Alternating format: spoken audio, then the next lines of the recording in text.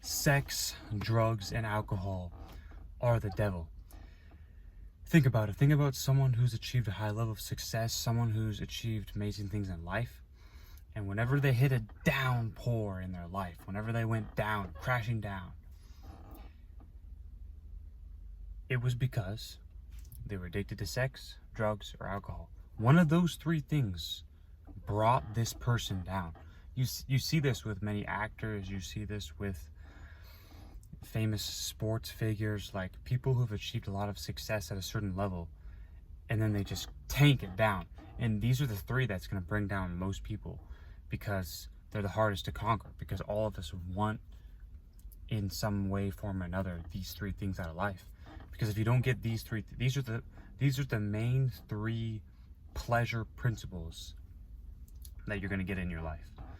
Most people are going to seek pleasure through either sex, drugs, or alcohol. Most people do. And they all coincide together. So what do I mean by this? If you go out drinking on a Saturday night, you're going to be more inclined to smoke, and you're going to be more inclined to have sex. Like, they all connect together. If you smoke, you're going to be more inclined to drink or have sex. Like, when you do one or the other, they always combine together, and that's what makes, like, the devil. That's what makes, like, it's not necessarily like you're a bad person. I mean, that goes with morals and ethics and what you choose to believe is right or wrong. But what I'm saying is that neither one of these three things are going to give you money, unless it's OnlyFans, of course, but that's a whole nother topic.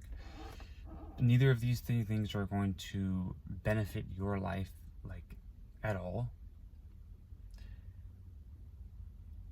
It kind of depends, though, because I think the problem here is that people abuse these three. People literally abuse these three, and they're just they become addicted to one of them, if not all of them.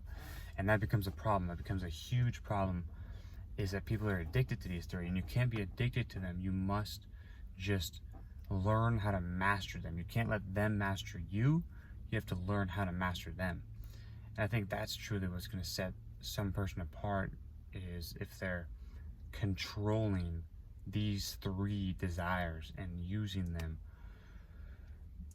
how they actually want to use them, and not using them in a form of, like, sex is calling your name, drugs is calling your name, alcohol is calling your name, and not using them like that. That's how you shouldn't use them. Because if you use them like that, then it's not going to be good for you. Like I said, control these three things. It's going to be the hardest thing you're going to ever do. Literally, the hardest thing you're ever going to do in your life is to conquer sex, drugs, and alcohol. I'm not saying you can't completely have them for the rest of your life, because you need to have a little bit of one.